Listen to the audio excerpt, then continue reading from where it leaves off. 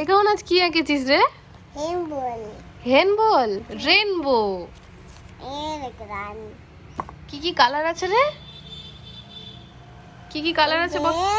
হ্যাঁ, বেগুনি, হ্যাঁ, আর গ্রিন, আর ব্লু, আর অরেঞ্জ, আর এটা কি?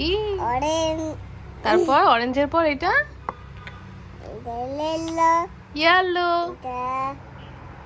এটা কি? এটা কি বলো? Blue blue. Blue blue. বাহ, খুব সুন্দর হয়েছে তোমার রেনবোটা। এটা হচ্ছে কাহনের রেনবো।